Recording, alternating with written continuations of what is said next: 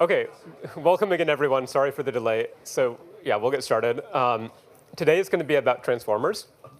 So hopefully you're all excited because this is the architecture that you should use today. Like, this will change. Next year there'll be a new architecture. Don't worry, things will change. But this is the one that will get you the jobs today. OK, this is going to be a little bit more of a practical lecture. With graph nets, we talked about the general class of all the functions that could represent and so forth. And there's so many different possible ways of parameterizing graph nets. But with transformers, we're just going to say there's one concrete instantiation that works. And that's what we'll learn about today. OK, so we'll talk about kind of three key ideas behind transformers. One is this idea of operating over tokens. The next, this is going to be the only thing that's actually new, is going to be called attention. Everything else will actually be just new names for old ideas. And the last one will be talking more about positional encoding, which we've seen a few times now. And then I'll show a few different architectures and some ways of using these things. OK, and so as I said, there's so many architectures, but right now there's just one to rule them all. This is the one ring architecture. Don't worry, it will change. This isn't going to be the final architecture, but this is the one right now. OK. So there's this interesting book called Don Quixote, written by Pierre Menard. And OK, you probably are thinking I'm saying something wrong, right? It's written by Cervantes. But there's a short story that another guy, Borges, wrote about this guy, Pierre Menard, that rewrote the Don Quixote word for word, exactly the same words, but with entirely new meaning. And in the short story, the meaning is new because the context is different. It's a different historical era, and the life of Pierre is different than the life of Cervantes. And you're going to hear the same exact story. And if you read this, you would read the same exact story, but it'd have entirely new meaning because the context is different. And I think that's going to be a theme of the lecture today, and also a theme of this whole class. We'll keep on telling you the same things, maybe word for word the same things, but because you have new knowledge and new connections you can make, it'll have new meaning. OK, so this is like a few pages short story. If you want to read it, it's kind of fun. It's called Pierre Menard, author of the Quixote. OK, so everything new is, everything old is new again. We're going to be riffing on the same themes. So let's go back to convolutional architectures. We're going to see a limitation of them. So let's say that I want to ask how many birds are in this image, right? We saw that you can do that with a CNN. You chop it up into pieces. You process with filters. You aggregate the results. You count the birds. But what if I want to say, is the top right bird the same species as the bottom left bird? So could a CNN do this? Well, sure, if it's deep enough, if the receptive fields are big enough, it can do it. But it might not be the best way of doing that. Because remember, the CNN filters are all local. And local filters are not going to be the most effective at making assessments about relationships that are more global in nature or distant. So CNNs are all, they're built around this idea of locality. They factorize the signal processing problem into little local pieces that get put together step by step. So they have this strong locality bias. And that can be a good thing. That's good for a lot of problems. If I want to understand something about the population in this room, I don't need to go and look at Mars. I can just locally look at what's going on in this room. It's most signals have the things that matter to assessing them are all kind of local. There's a smoothness to the world. OK, but that's not always a good idea. And so transformers try to get around that. OK, here's just a diagram looking at the receptive fields, essentially, of a simple CNN. So this is a two-layer convolutional network. It's convolutional because every output neuron on this layer is going to be taking input from just a local patch of the first layer. So it's like a length 3 filter over the input. And if it's convolutional, the weights would be shared among all these filters.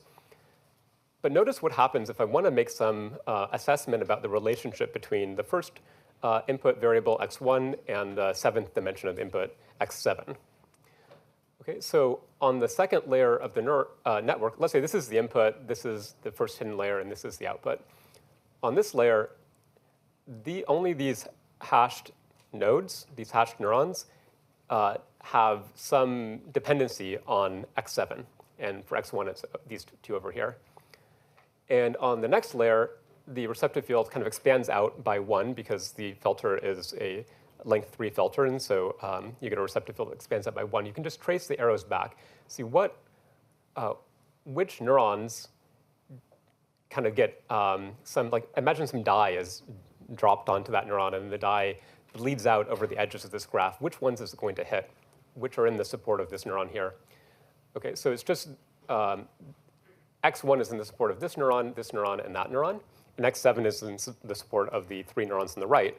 But if that's my output layer, and I only have this depth 2 convolutional network, then no neuron in the output has gotten dye from both x1 and x7. So it's impossible for this architecture to have made a decision that depends on the joint configuration of x1 and x7. OK, so I could always make a deeper CNN, but this dye just bleeds out slowly in convolutional networks. OK, so the idea of attention is to say, well, let's have an operation that allows us to look more globally. But the problem, there's another way of doing this, right? What is another way that we saw that you can have neural networks that kind of process data globally? What is one of the architectures we saw that processes, that doesn't have this locality bias of CNNs? Anyone want to shout out? Fully connected? Fully connected network, and just a vanilla MLP. In a vanilla MLP with fully connected layers, every single output neuron is connected to every input neuron. So information is aggregated immediately globally. OK, but CNN said, no, we want to chop it up and factorize the problem. And then attention says, OK, no, we want to look globally, but we don't want to have every neuron connected to every neuron, because that would just be too much processing. That would mean that for this, a mapping from Rn to Rn, we'd have n squared edges and n squared parameters, and it would just be too compute heavy, too many parameters, too much to learn. OK, attention says, well, we'll look globally, but we'll look sparsely globally. So when you get a new question, you'll just attend to the parts of the input signal that matter. So if I want to count how many birds, I'll attend to these locations. If it's exactly coming from the idea of attention in the human brain or in your own life experience, you can attend to the things that are relevant to your problem. If your problem changes, you'll attend to different things, right? So you'll attend to these two birds if the question is the top right bird the same as the bottom left bird? And if the question is, what is the color of the sky, you'll just attend to the sky region of the image. OK, so that's the intuitive idea of attention. It's meant to kind of model what humans might be doing when they process images or other types of signals. And we're going to talk about mathematically how that can be done. So I'm going to go through these 3 kind of architectural pieces of transformers. Attention will be the second one. That's really the new one in transformers. And then tokens and positional encodes will be just the same as you've seen before. OK, so new idea, not really new, but sort of new idea. Number 1 is tokens. So it's a new name for what we actually saw in the GNN lecture. So a token is a vector of neurons. This is how I'll define it for the purpose of our course. So in the GNN lecture, we talked about node attribute vectors or node feature vectors, right? So every node has a vector associated with it. And we're going to give that just a new name, which is a token. So a token is a vector of neurons. And the way to think of it is that it's kind of like a little encapsulated factor in my computational graph. It's going to be a little packet of information that will be a little bundle of information that will kind of all be processed in a modular fashion. OK, so we'll have a set of tokens, and these are the units that we're operating over in transformers. OK, so in graph nets, the tokens were the nodes of the graph, or the feature vectors associated with the nodes. OK, so we can have an array of neurons, and that's what we operate over in MLPs and kind of vanilla neural networks. But in transformers, we should kind of always be thinking about the basic data structure as an array of tokens, as opposed to an array of neurons. So it's like an array of vectors or array of little encapsulated bits of information. You could also generalize the notion of token to be not a vector, but it's some array of like structured information. In transformers, the structured information is just a vector, but there might be generalizations to this that come about later in in 2025 or the next year. OK. So I do want to note that I'm using the word token in a way that is not completely standard.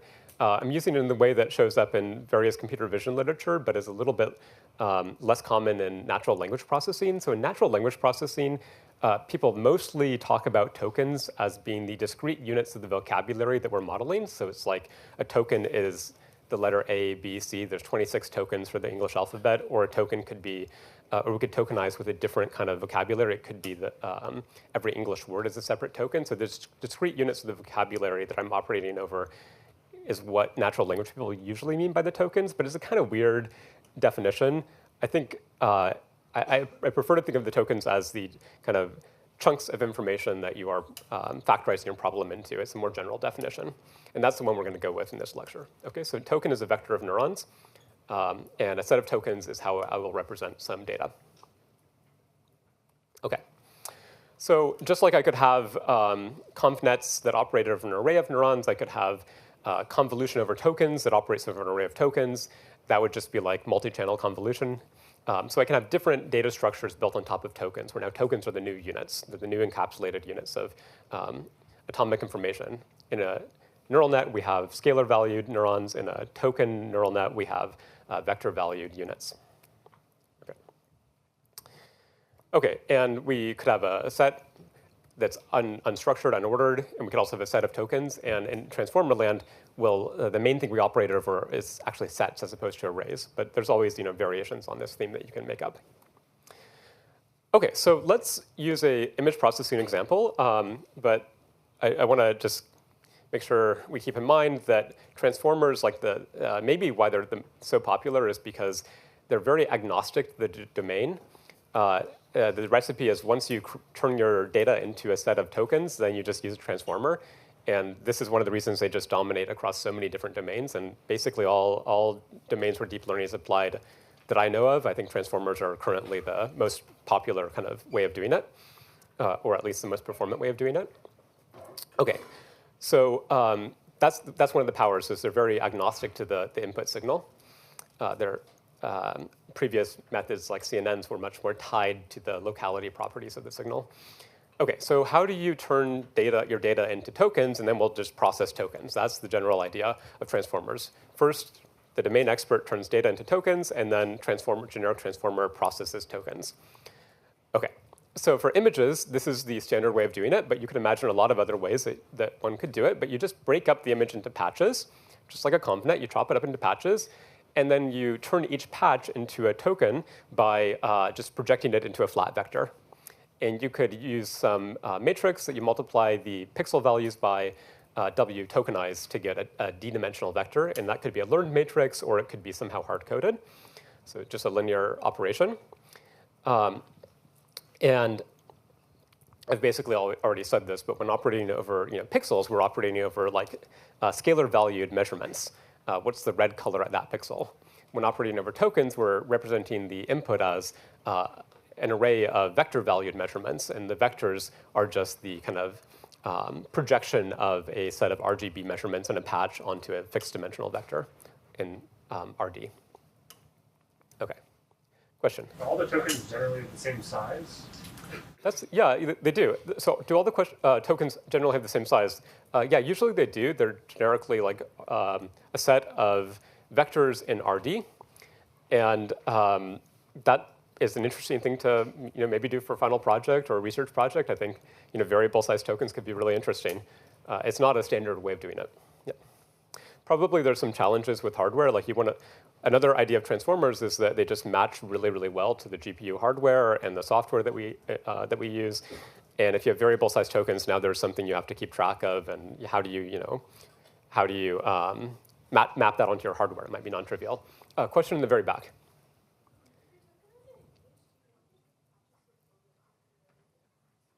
Yeah, question. If you're tokenizing an image, do you want your patches to overlap? And the answer is in standard architectures, I think no, you generally don't overlap. But that might be a good idea. Just like in convolutional networks, you can set the stride. That's a parameter, and you can have that same parameter here. But the current standard way of doing it is no overlap, as far as I know. That might change. OK, one more, and then I'll move on. Yeah. So are the tokens just, like if you take the patches are also just pixels? Yeah. And then it would just be, the tokens would be the pixels in vector form of each patch. Yeah, so the patches the question is the patches just pixels? Yes. So you flatten the patch into just a list of numbers. It's a long vector that is the length, the size of the, dependent on the size of the patch. And then you project that into a whatever dimensionality you want to process, d dimensions. OK. So yeah, you can tokenize anything. And again, this is the power. The general strategy is you take your signal, your data you're processing, you chop it up into little chunks where the chunks make sense as the kind of units of your domain. So usually that means local chunks because locality is a very good inductive bias. So in images, the standard thing is chop up into non-overlapping patches. In language, the standard thing is to chop up into little snippets of words, which are called byte pairs. So I won't go into the details, but basically the kind of phonemes or the units of the language that you're operating over, they could be, you could operate over single characters or 3 characters or entire words, but the one that people like is just called a byte pair. It's like two byte representations of the language. So you can learn this for English, and there might be a byte pair that represents th, and there might be a byte pair that represents ing. OK, so that's how you carve up English and other natural language, and how you carve up sounds will often just be chop into chunks like you do for an image. OK. So once you have done that, then everything else is domain agnostic. So this is the only part where you have to actually consider your input domain. I mean, yes, when you think about the loss function and other formulations, yes, you think about your input domain, but this is the main part. OK. So here's a notation that we're going to use. So we're going to think of the tokens as just vectors. And I'm often going to describe an array of tokens or a set of tokens, because it will turn out that actually the ordering is going to not matter. We'll have architectures that are permutation of invariant over the ordering of the rows of that matrix as this matrix T. So I'm going to just transpose my token vectors. Now they're going to be row vectors. I'm going to stack them up, and that will be this matrix T that will simplify a lot of the math. OK, so when we're operating over tokens, this is the notation we'll use. We have n tokens in the rows and d channels. So we're going to use the same dimensionality for all tokens to answer that question.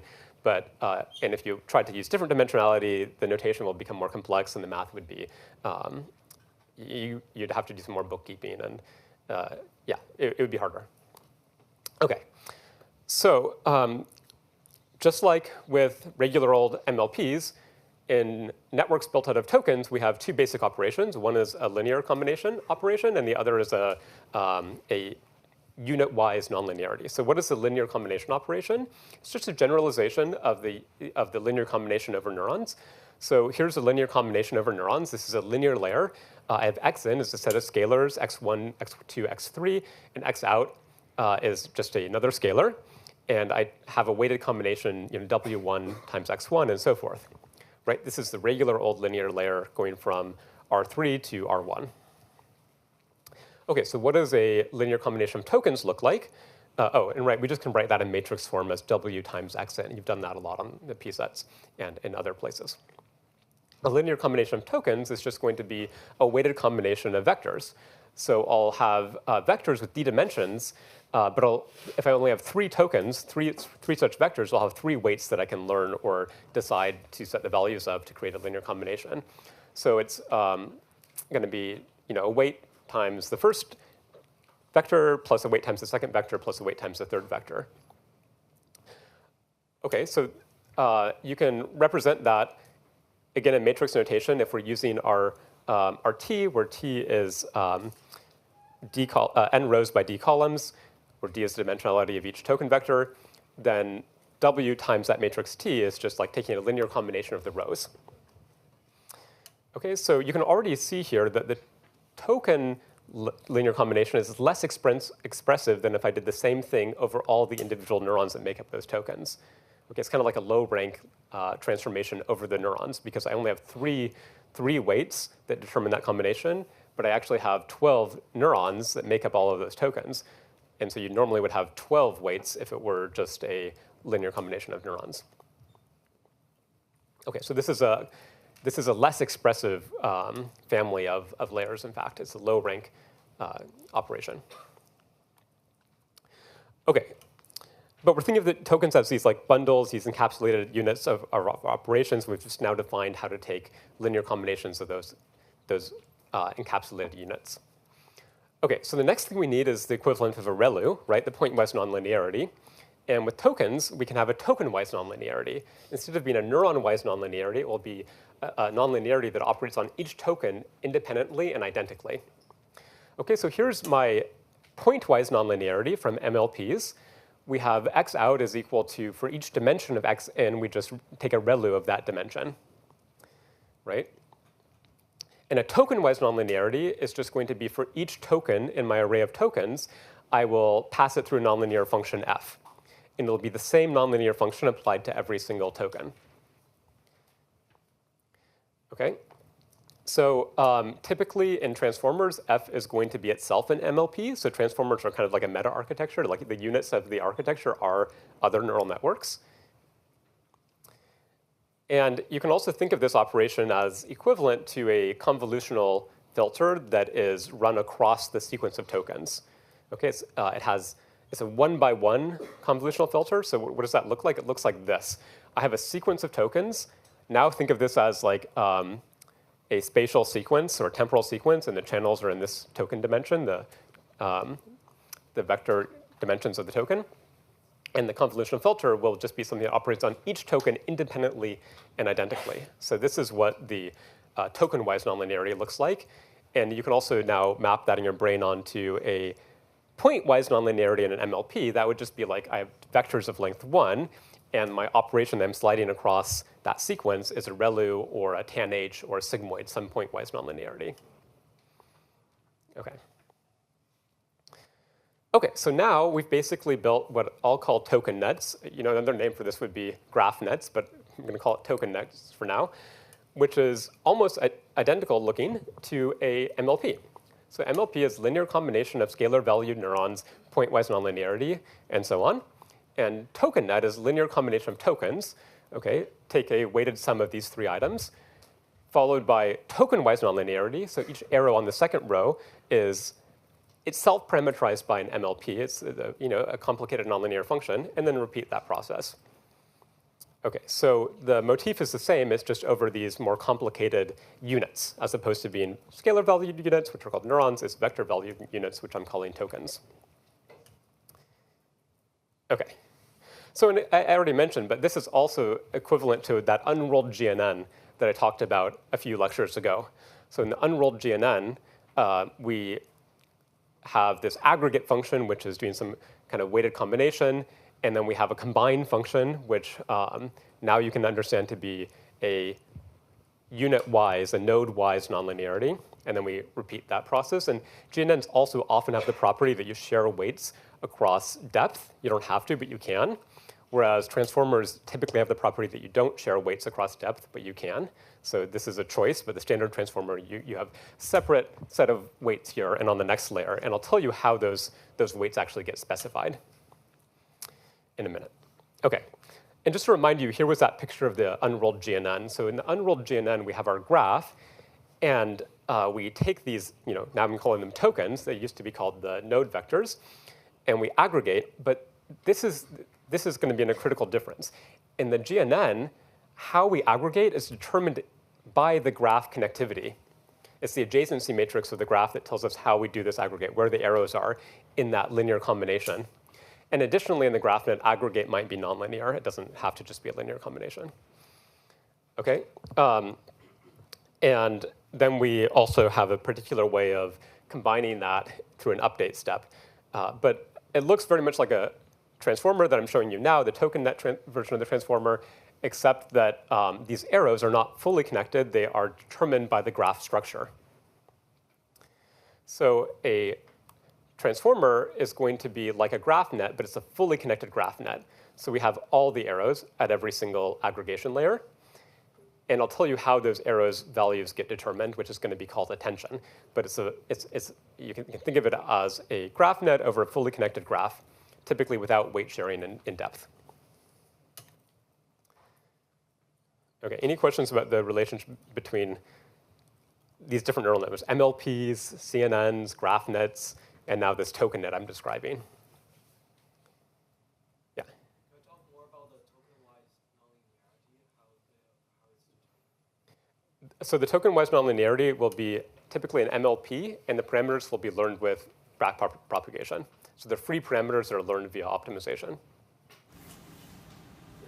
And within there, in that MLP, there's like point-wise nonlinearities in that as well. Yes, yeah. So it's like this network of subnetworks. And in the MLP, there are also point-wise nonlinearities. OK, and one more.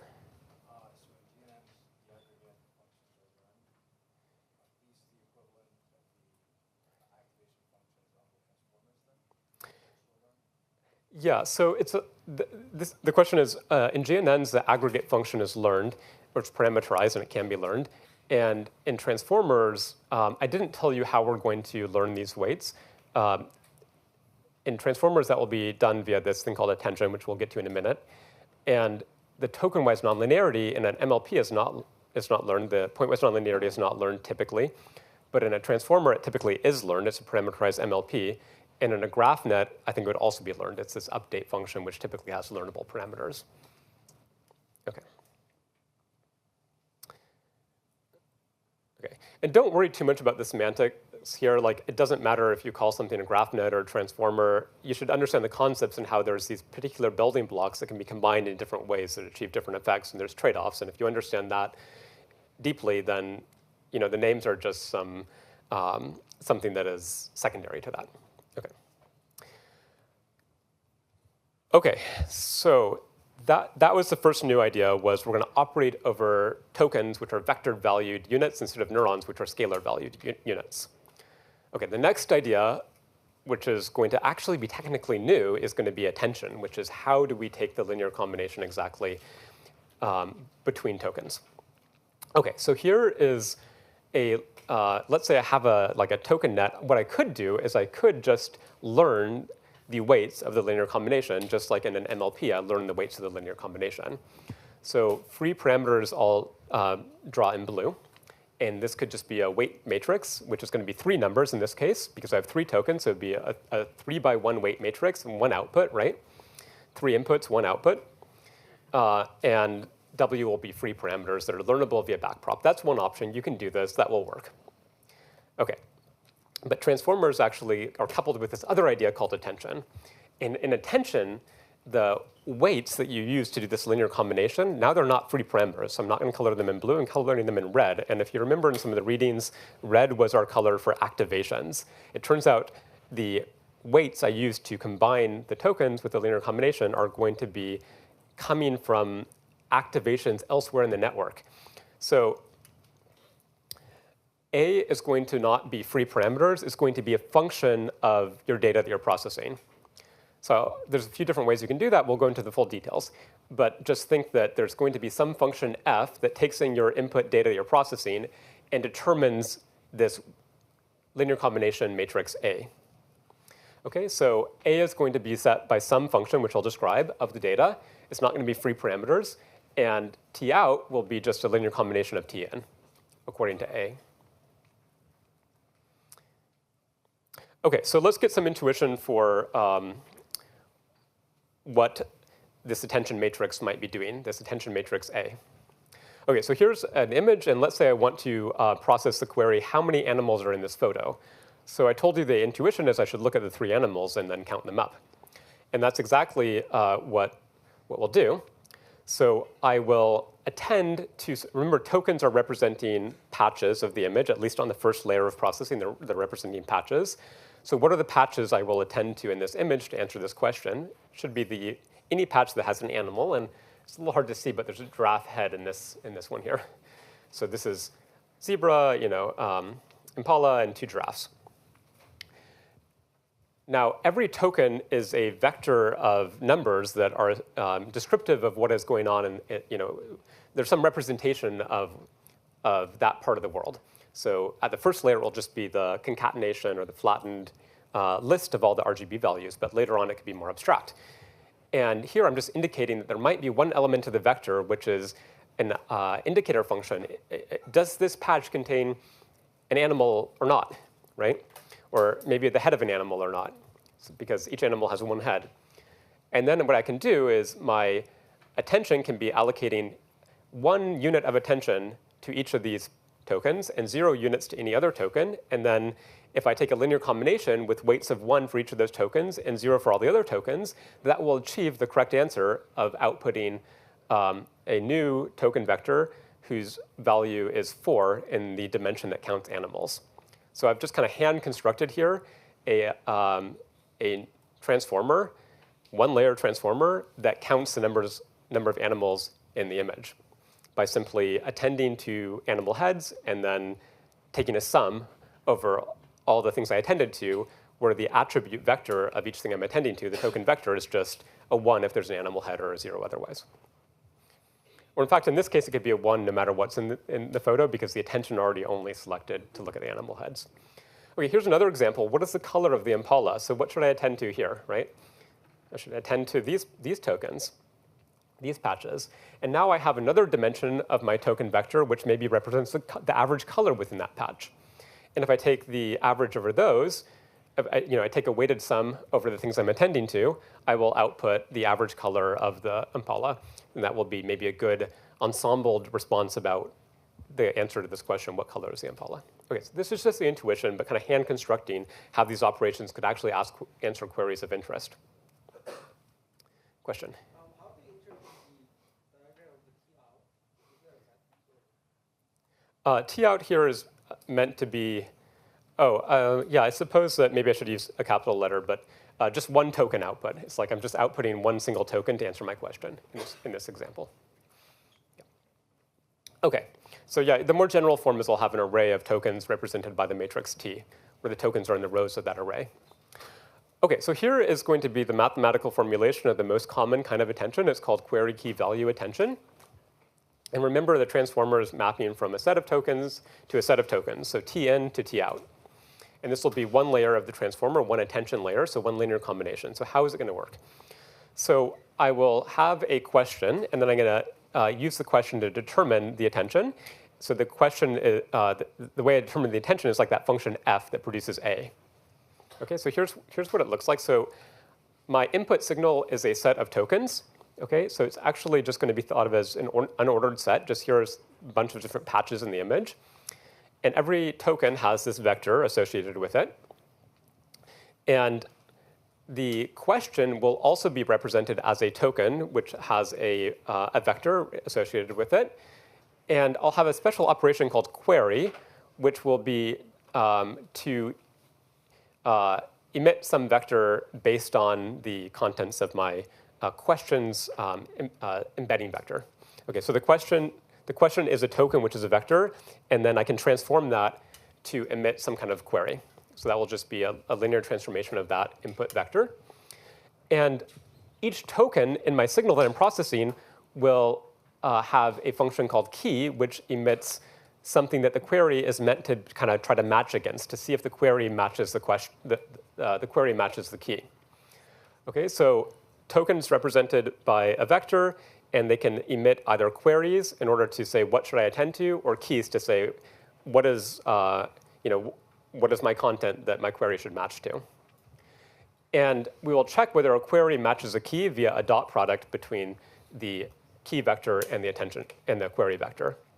Okay, so that kind of horizontal line is the key vector, and that vertical yellow line is the query vector, and this is just meant to be the dot product, like the matrix product of the 1 by d vector times the d by 1 vector. Okay, so what will happen here? Well, my query is relevant to animal heads. What is the color of the impala's head?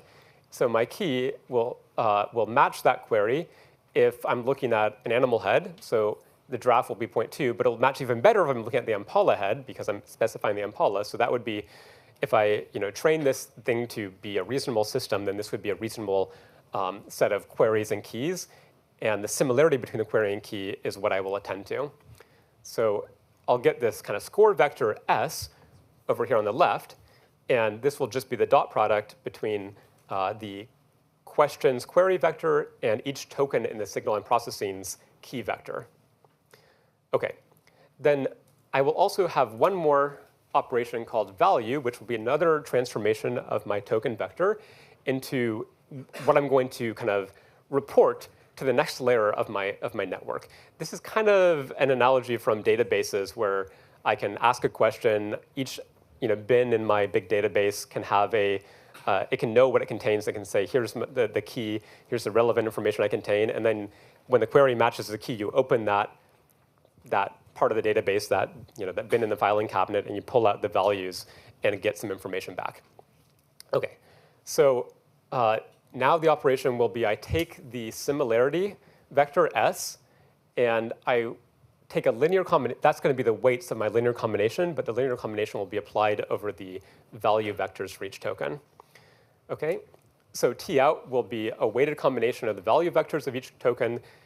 So those weights alpha, or A1 through AN, over here, will be determined by the score, and it'll be determined by the similarity vector by taking in a softmax, just normalizing that vector so it sums to 1. Okay, so I'm going to then get finally my A's, which are the elements of my attention matrix, which tells me how much attention to apply to each of the tokens, values, and then I'll just take the weighted sum, the linear combination. Yeah, a bunch of questions. So let me quickly finish this slide, and then we'll go over it. And it takes a while. You have to, this is just a mechanism. This is the concrete mechanism that ends up working really well. So it takes a while to kind of get comfortable with it. But I just want to point out that the key, query, and value vectors are just linear projections of the token vector. So we have one matrix that's learnable that transforms the token vector into a query, another learnable matrix that transforms it into a key, and another one that transforms it into a value. So these are the learnable parameters. These projections are the learnable parameters of an attention layer. Okay, yeah, a few questions. Let's go here. So is the tokenizer the same for, so is it a multimodal function in that both text and image can be tokenized the same way? Yeah, so can text and images be tokenized the same way? So no, you'd have a tokenizer for text and a tokenizer for images. And this is after you've done that. Now I'm just kind of abstractly saying there is a token that represents that question and a token that represents each patch. And here's how you will use that question to allocate attention to those patches and then process the image. OK, question over here. I was wondering, so for the query image is, for example, taken in the day, but the key images are taken at night. At what point during the layers do we modify that? So we're pairing an image taken in the morning compared to image taken at night. Same object, yeah. But how do we change that with respect to the color? So yeah, the question is, let's say the queries are coming from an image taken during the day, and the key, I'm processing an image taken at night, so the keys are taken from an image taken at night. How do I bridge that gap? So this will be, learning will have to solve that for you. So you'll train on being able to query from daytime to ask questions about nighttime, and the parameters will have to adjust in order to be invariant maybe to the time of day or appropriately answer that question. Do we change the softmax value? So all the learnable parameters of a transformer can contribute to this. In the attention layer, there's only 3 matrices that are learnable, which are the projection from the token vector to the query vector, the projection from the token vector to the key, and the value. Question in the back. Over here, yeah. Hi. Yeah, so for something like a segmentation model, where the query basically does not change, how does the query come into play? Yeah, great. So for what if the question doesn't change? I'm just trying to solve one task. I'm going to talk about self-attention next, which will address that setting. Let's do one more over here. What's the meaning of the dot product between the key vector and the query vector you have here on the illustration? Do they have any significance? Yeah, the dot product between the key vector and the query vector is meant to say how relevant is this key to this query. And so dot product is like measuring the similarity between those two vectors in some way. And an appropriate learning system would arrive at projections W, K, V, and Q that make it so that when you ask when the text is about an impala's head, then the query vector will have values that are similar to the key vector values for images of impala heads. Right. It's particularly interesting for the first one is value 1, and does that indicate a perfect match? Oh. That looks like a typo, sorry. Yeah, so it's 0.1 up here, and I think I forgot to make it 0.1 down there, so that's just a typo. Yeah, good question. OK, let's do just one more. Okay, so there seems to be a mapping from the question what color is the head to the query vector. So what Yeah. that mapping? So what is that mapping? How we get that mapping? Yeah, that mapping, this query function that maps from the question vector, so the token vector that represents the question, is given by this equation up here, which is just a linear projection of the token vector. So it's just a learnable matrix, WQ. But it could be other functions. I'm just telling you that that's the standard one in transformers, but you can always change that. It could be an MLP. OK, so let's move on. Now, I'll also tell you that the problem set coming out next week, you're going to implement a bunch of transformers and all the variations. You'll implement GPT. Like, you'll intimately know how transformers work. It's a little bit more of a practical problem set. But I want to now talk about the next idea, which is self-attention. So self-attention is saying, rather than having my queries come from some external question, like some text, my queries could come from the signal itself. So I could have it that every single token in the set of tokens I'm processing can emit queries to the other tokens. Okay? And that's called self-attention. So that's here's just an intuitive example. If this patch wants to get a better estimate of what it is, maybe it should attend to other things that are similar, and then kind of ensemble or average the results to now say, I'm not sure if I'm an impala or I'm a gazelle or what I am. So I will kind of attend to other things that look like me in the image, and then I will update my own representation by aggregating information from the other things that are similar. That's kind of an intuition for one way that this could solve problems of interest. But in general, it might be learning very complicated ways of processing information in the signal. OK, let me show you this video of the self-attention applied to patches in these videos when you are looking at the self-attention of a token that corresponds to a place on this horse to every other token in the image. And for the dog, it will be a token on the dog and how much it attends to how much self-attention it applies to every other token in the image or in the video. So what you'll notice is that the horse token attends to the horse patches. So it's kind of solving the segmentation problem. It's like if I want to understand something about this part of the image, I should attend to other things that are related to it, and I shouldn't cross object boundaries. This is kind of the natural segmentation of that scene, and that's what the attention function learns for this transformer, which is doing visual recognition. Yeah, question? So in the examples that you were showing, it's like the hash is able to intelligently figure out which parts of the image to attend to. Yeah. But given some arbitrary question or arbitrary task, how does it choose of all the tokens in the image to say these are the ones I care about? Yeah. So how does the attention mechanism figure out what to actually attend to, what its query vector should be, what its value vector should be? That's just machine learning. That's just back propagation to minimize your objective is going to find the setting of all the weights, the mechanism that will achieve good behavior. And it turns out the mechanism that achieves good behavior often has an intuitive interpretation like I'm giving you, but it doesn't have to. To solve recognition, maybe I don't have to have the patches on the horse attend to other patches on the horse. Maybe I could have attended to the background and done some inference about the context if it's on a field, and so therefore it might be a horse. But it turns out that it comes up with the more intuitive strategy, which is the horse attends to other horse parts and then decides what it is. Yeah? It's more of a similar question. This seems like an observation, but does it actually always happen, or is there a way to interpret or force a model to train this kind of behavior? Yeah, great question. This seems like an observation. Does it really happen? Can you enforce this behavior? This is more empirical science. This is saying we have an architecture and we're investigating what it discovered, and then I'm trying to provide intuitions for why it would work that way, why it discovered that solution. But it's not provable. It's a property of the data and the statistics of the world in combination with the optimization of the transformer architecture that ended up here. And there's a lot of interesting empirical science on what do transformers learn, what internal representations do they have, what are the circuits, there's this idea of interpretability research, trying to understand what these things learn.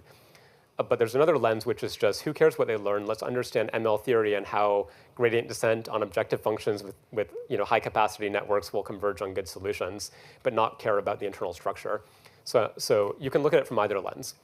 I think I need to move on, but we'll come back and have more time for questions soon. OK.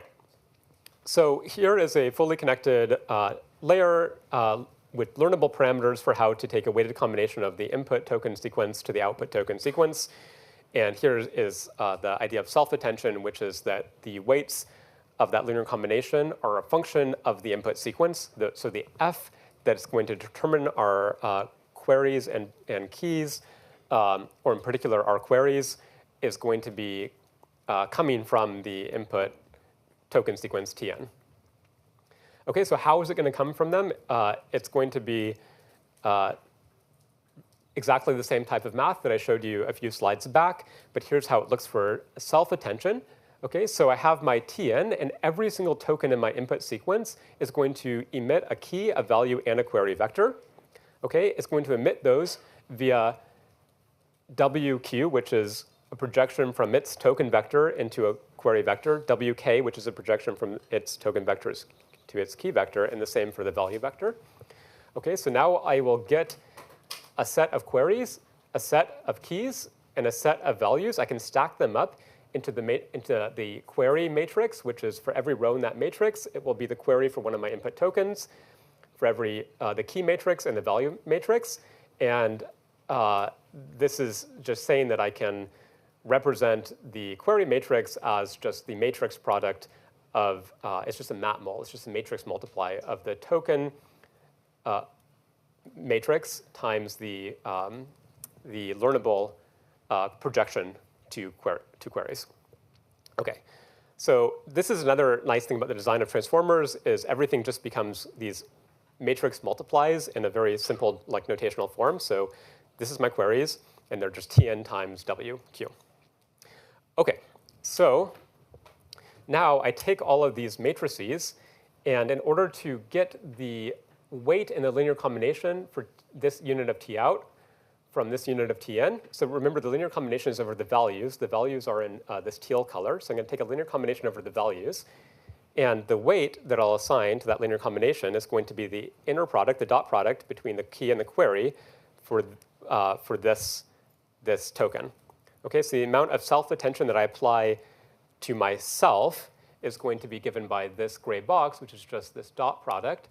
And if you kind of work out the linear algebra, you can realize that this will just be the matrix multiply of the query times the key matrix. And then that will just be every query vector gets multiplied by every value vector, sorry, every key vector, and that results in the value. And the values will then be kind of stacked up into an n by n matrix. If I have n input tokens to n output tokens, that's an n by n set of weights that determine that linear combination. OK, so mathematically, we can condense all of this into this simple equation. This is the famous attention equation, which is going to be the query matrix times the key matrix transpose. OK, so if I transpose, I'm going to be taking the dot product between all the pairs of queries and keys. And then I'll divide by the dimensionality of the square root of the dimensionality of the vectors of the. So the keys, queries, and values are m-dimensional vectors. They don't have to be the same. They don't have to be d-dimensional. Remember, the tokens were d-dimensional, but in general, the queries, keys, and values could be of some other dimensionality. I'll divide by that dimensionality. And then I'll take a softmax to ensure that I'm taking everything sums to 1. So that has some nice normalization and numerical advantages. And then finally, the output will just be the attention matrix times the input value, times the value matrix of the input set of tokens. OK, so it's a lot of little nitty-gritty linear algebra to work out, but it comes to a very simple equation in the end. Yeah? Is there a good intuitive reason for why we bother learning parameters or weight matrices for Q and K separately rather than learning the values of the A matrix directly? At the end of the day, T out is going to be a matrix multiply, which is a function of two learned matrices, which is A. Yeah. Dot product with another learned matrix, which is B. Right. So is there something about decomposing A into the product of Q and K that leads to I'm not asking for a theoretical argument. Yeah, no. So it's a good question. Like, why not learn A directly? I think empirically, the basic statement is empirically the transformer recipe I'll specify. It just seems to work the best at so many different things. I don't know about like direct comparisons between learning A versus using this like outer product of the queries and the keys that are also learnable projections. But you can kind of start to count how many learnable parameters there are and like what is. So at the end of the day, we have some parameters mapping from T in to T out, and you can kind of think, if I learned A directly, I would have to learn n squared parameters, where n is the number of tokens in my sequence. If I learn W, Q, W, K, and WV, I'm also learning a lot of parameters, but it's not dependent on the sequence length. Now it's dependent on the dimensionality of my token vectors. So it's dependent on D as opposed to N. Now transformers are typically applied in modern AI to extremely long sequences of tokens, maybe like length million sequences of tokens even.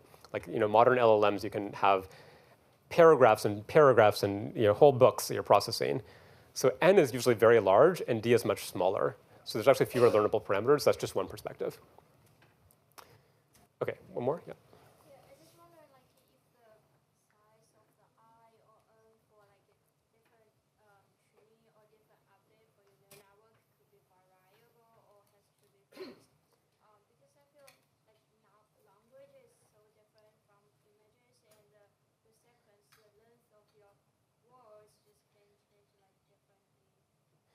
Yeah, so, okay, I'm not sure I've got the first part of the question quite, but I think you're asking, shouldn't we have like a different way of processing language and vision? Can you adapt your architecture to that? And the answer is, yeah, that is of interest, but again, the power of the transformer and the transformer paradigm is kind of only put in domain knowledge into the first step, plus a few other places, like in positional encoding, which we'll get to, you can put in domain knowledge, and otherwise use a very generic computational framework, which has the advantage of if you homogenize, then you can get advantages of everything runs on the same commodity hardware, the code bases are all the same, the lessons are transferable between different modalities. So there's a lot of advantages to that, but specialization to modality is of interest as well. It's just a kind of a trade-off, a back and forth. How much do you specialize versus how much do you make kind of homogeneous approaches? I'm not sure I quite answered the full question, but I think I need to move on to get through everything. We can talk after. Okay, so yeah, as I said, the attention layer is at the end of the day just a linear combination. So we can now think of like a family of different linear combinations of neurons that we've seen. So the first one was in the MLP, the fully connected layer, where every single edge in the mapping from input vector to output vector is a learnable parameter. So we have n squared learnable parameters if the input is in Rn and the output is in Rn. And we also have some bias terms that we can add, n bias terms. In convolution, we have a much lower rank matrix. But remember, we said that the convolution can be represented as a matrix. For a fixed dimensional input, we can represent the convolution as a fixed dimensional matrix. But the interesting thing is it has this like toplet structure where the diagonals all share the same value. So the colors indicate the unique values in this matrix. So there's far fewer learnable parameters. There's only 4 learnable parameters if we include the bias, as opposed to n squared learnable parameters for this toy problem, where the convolutional kernel size is 3. So every 3 inputs every 3 neurons in the input map to 1 neuron in the output. Okay, and convolution has this nice property of translation equivariance. Conv of trans x is trans of conv x. Okay, and that comes because of this weight sharing. You can kind of see it. Like if I translate the input, I'm just the same values at a different location in that matrix. So what does the transformer attention matrix look like with this notation? So what do you think? Can anybody, this is probably pretty tricky to work out just in your head, but what do you think it's going to look like? I'm going to draw it on the next animation. So anyone want to guess, like, what is the transformer's matrix of unique values going to look like? Okay, yeah, let's go here. So it's not going to necessarily look sparse, but it is low. It should be low rank. So it will be low rank. You said it's not going to look sparse. I think it does look sparse, but we'll see. Yeah. Okay, any others? It's going to be some low rank sparse matrix. It's a little hard to work it out, but so I also have to tell you how I'm how I'm notating things. So I mean, it's not like you were wrong. So I'm going to notate things where I'm going to take the first 3 neurons and call that one token, and the next 3 neurons another token. So I'm factorizing the input signal into these 2 tokens now, and then those 2 tokens get to attend and interact with each other. But that just corresponds to using the same set of weights for each element of the token vector, because a linear combination of rows of a matrix is like using the same weights for every element of the row when I'm taking that combination. So you can kind of work it out, think of it for yourself, but this is what it looks like. So transformers have these layers that are linear layers. Of course, the weights are coming from queries and values, so there's another mechanism on the side. But at the end of the day, it's just like this low-rank sparse transformation. It has fewer linear learnable parameters, which is advantageous in some ways. And then the other interesting property, which I'll describe in a minute, is that transformers are equivariant with permutations of the input. But we'll come back to that, just like graph nets. OK, so here's the MLP. Here's like the vanilla transformer with self-attention. And this is roughly the standard architecture we use in computer vision. The architecture we use in language processing has one small difference, which I'll come to in a minute. A few little details to add on top of this. I think I won't talk about multi-headed self-attention. It's in the reading. There's a section on it. But the idea is that rather than just having one attention layer, I can have k attention layers in parallel, and then I can aggregate them. And each attention layer can be attending to different things. One can learn to attend to shapes, and one can learn to attend to textures, for example. OK, so here is the complete vision transformer architecture. This is the standard way of processing kind of spatial signals, so images in particular, but also audio and other things can be used with the same architecture. And there's only a few things that you haven't seen. So it's going to be a set of tokens, multi-headed self-attention, which is MSA. So that's just multiple runs of attention, and then combining them all together. And then point-wise nonlinearity, which is just going to be an MLP. The blue are the learnable parameters. Everything else is not learnable. So the queries and the keys and the values, which are indicated by kind of this F, well, that's really the queries, but there's also keys and values. That's learnable. And the parameters of the token-wise MLP are learnable. Everything else is not. These pluses here are residual connections. So I think in the CNN lecture, we talked about ResNets. So we'll just take an identity pass around all this processing, and that has some advantages. And then there's one other little layer called, which I'm labeling token norm. It's often more commonly called in the literature layer norm. But there's not really an obvious kind of layer structure here. Really, this operation is just taking the vector and normalizing it to have 0 mean and unit variance. So I'm taking the elements of this vector, and I'm just dividing by the variance and subtracting out the mean. OK? So that connects a little bit to what Jeremy was talking about and what you've done on your problem sets, or what you're working on your problem sets, where it's good to normalize activations and weight updates in your network for a lot of reasons. One reason that Jeremy alluded to is for stability of optimization and taking the steepest descent direction. You need to think about the norms, and you might want to normalize your weight updates in a particular norm, and your problem set goes into that. Here, we're not normalizing the weight updates, we're normalizing the activations, but you can understand that normalizing activations will have a consequence on changing the size of the weight updates. Because if I backprop through normalizing the activations, you can see that the weight update will be a function of the scale of the activations. OK, so layer norm has desirable optimization properties. Exactly what those are is basically open science. And it's not quite clear why layer norm is the right thing to do, but it's what people do. OK, so you'll implement transformers on your problem set, but I want to kind of quickly walk through a kind of pseudocode of it just to show you how simple these things are. They're so easy to implement. That's one of the reasons why people like them. So here is a transformer in the vision transformer style that is processing a set of tokens T. So we first tokenize the input. That might be domain-specific knowledge, like break up your image into patches. And then for each layer, we're just going to run the same operation. We might have different weights per layer, but otherwise the same operation. we will take the matrix multiply of the layer norm of the tokens times like that. This outer product of the key, query, and value matrices with the token matrix, and we're layer norming it. Then we get key, query, and value matrices, and then we'll just take the matrix multiply of Q times K transpose divided by the dimensionality, which here I'm noting as D, the dimensionality of the key, query, and value vectors. And then I'll add residual connections and take the linear combination of other mapmuls. So everything is just mapmuls and a few other simple operators. And this maps wonderfully onto modern compute that loves matrix multiplies. OK, so really simple, and that should work. OK, so there's one more new idea I have to get to before the end of the lecture.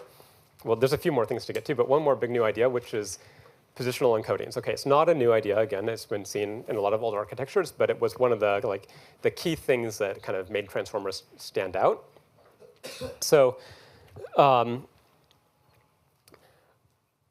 the first thing to know is that transformers are permutation invariant, or sorry, permutation equivariant, just like graph nets. OK, so if I permute the input sequence of tokens, then you can kind of work out for yourself that if I permute it, well, it's like taking T2 into the place of T1, then the output will also change the order. So the output representation of T2 will now be in this vector as opposed to in the second vector. So permuting the input permutes the output. OK, so transformers are essentially a set-to-set mapping. An unordered set maps to an unordered set. The ordering of the tokens doesn't matter. OK, so you can see this because point-wise, token-wise nonlinearity, F, it just applies to every token independently and identically. So of course, if I change the order of the tokens, it doesn't change anything. I'm just treating them all independently. And you can work out for yourself that attention is permutation invariant. OK, because again, attention is like every pair of tokens, how much they attend to each other will just be determined based on the values in the token vectors, not the order. OK, so because transformers are just point-wise, token-wise nonlinearity and attention, the whole thing is permutation equivariant. So transformer permute the input is equal to permute the transformer of the input. OK, so now positional codes. Well, remember, if we want convolutional networks to not be translation equivariant, we tell the filter where I am in the image, and then it can make a different decision based on where I am. It's no longer translation equivariant. We saw that a few times. So now you can do exactly the same thing with transformers.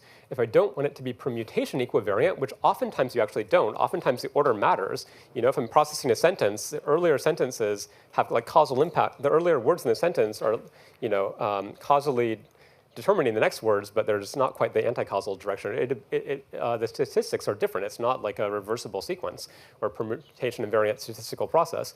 So anyway, I can concatenate each token with a value that tells me where it came from in the input signal.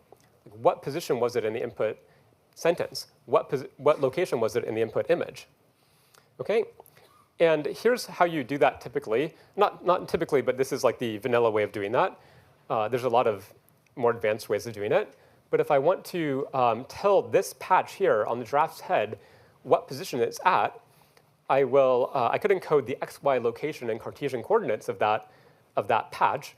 But I'll typically represent this on a Fourier basis, where I will say what is the value of a sine function at that location.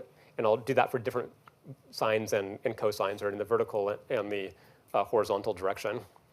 And this is just like an encoding of the position, but in terms of a different basis, as opposed to being just like the Cartesian grid.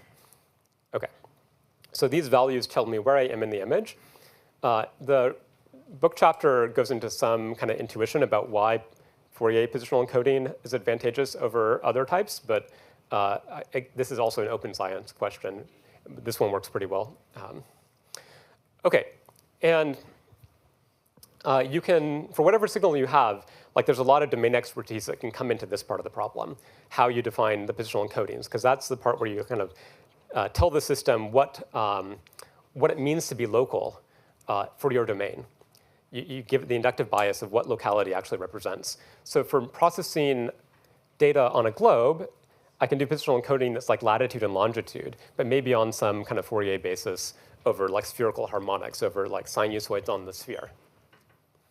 For graphs, one of the typical positional encodings is the onto the kind of eigen basis of the graph Laplacian. So we mentioned this a little bit in the GNN lecture, but basically I can take a graph and I can compute something called the graph Laplacian, and I can look at the eigenvectors of that.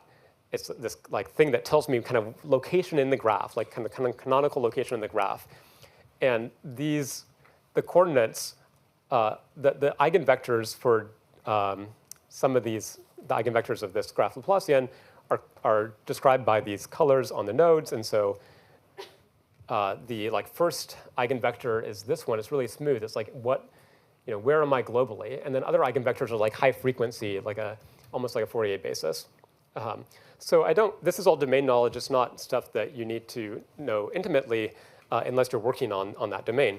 But this is just to say you can introduce a lot of domain knowledge into positional encodings.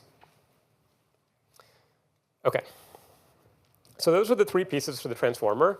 But there's one last thing, which is a lot of you will have seen large language models and already heard about transformers in the context of language modeling. So I want to tell you how transformers map onto language models, because there's kind of one extra piece that is important, and it's called causal attention. OK, so first we're going to come back to autoregressive models and generative models of language and other signals a little later, and one of the kinds will be an autoregressive model. But I'll tell you briefly what it is now, because it's extremely simple, and a lot of you already know this because it's all over the media. This is how ChatGPT works and so forth. You take a sequence of words, and you simply try to predict what is the next word in that sequence. OK, so once upon a time, and then you do the same thing autoregressively, which means you just take your prediction and concatenate it or postpend the input sequence with your prediction, and then keep going. Now predict the next word and the next word. OK, and you can train such a model because you will train the predictions to match the data set of actual text that you observe from the training set. OK, so we'll say once upon a time, and you can watch Claude or Llama or whatever your favorite LLM, you can watch it write out things that's doing exactly this. Okay, we'll talk more about those later. And you don't have to do autoregression in the times arrow order. You can do it in any order you want, but that's just a detail. OK, so as I said, you have a training set, which is sequences and completions to the sequence. This is just text online for language models. And you are then going to use supervised learning to try to classify what is the next word in a vocabulary of possible words. And then at test time, when you're going to sample new sentences, you'll just say, colorless green idea, sleep. It will predict what, based on my training data, what might have come next, and maybe furiously came next. OK, it's a quote from Noam Chomsky. So,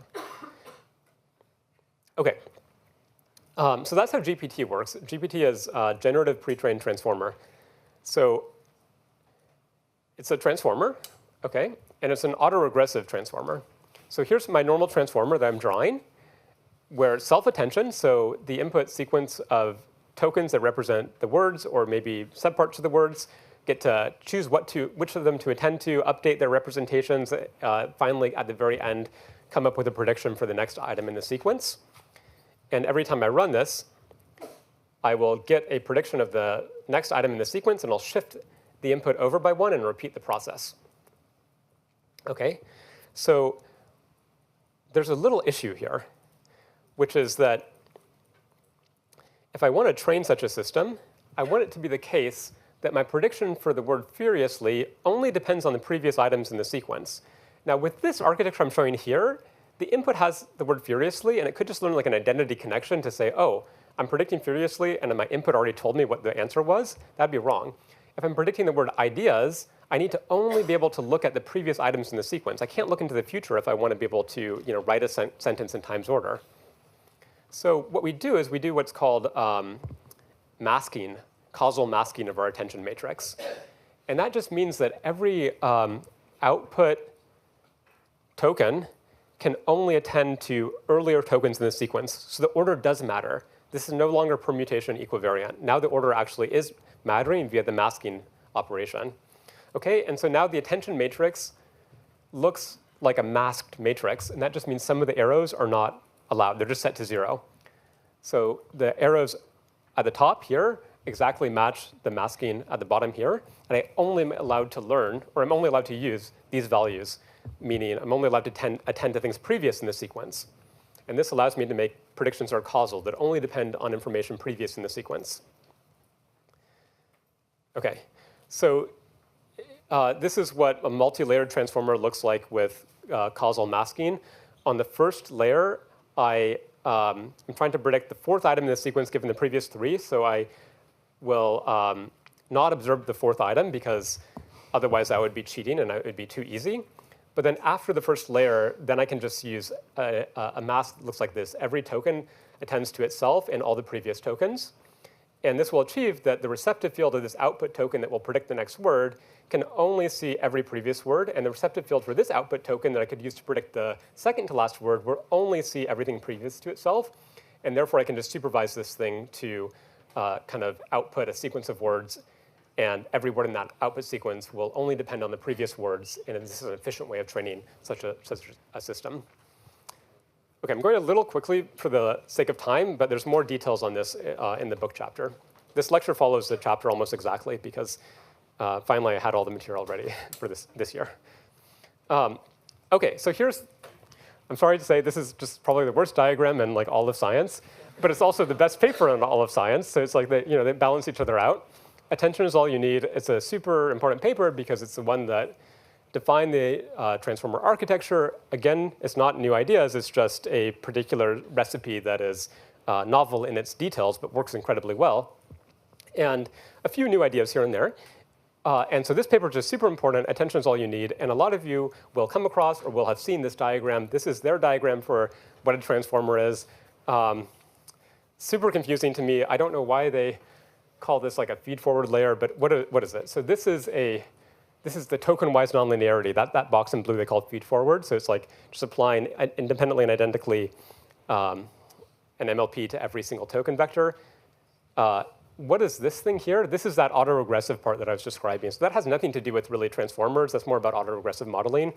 So you can they sort of factor those two ideas separately, but they put them together in the first paper. Okay, so that's just saying, right, what is shifted right, okay? Shifted right is this thing where I just shifted the input sequence to the left, I guess, in my diagram. And I don't know, positional encoding, that's meant to be like a sinusoid positional encoding. Then all of these things, add and norm, that's just a residual connection.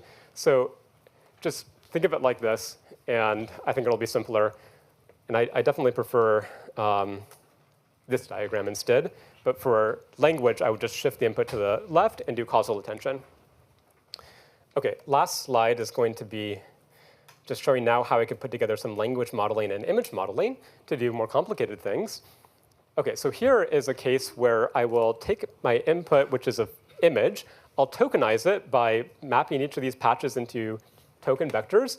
I'll do self-attention and some computer vision stuff here, but it's all generic processing of tokens now.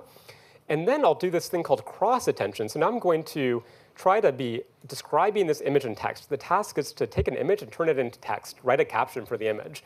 So I'll take this as input, and then I will autoregressively start writing a sentence where every next step in my prediction problem will be capable of attending to the previous words in my sentence, and additionally, all of the representations of the image tokens. And cross-attention is just referring to when you are having these tokens attend to these tokens, which are not themselves. They're like a different set of tokens. Okay, so you can have all different types of attention masking strategies.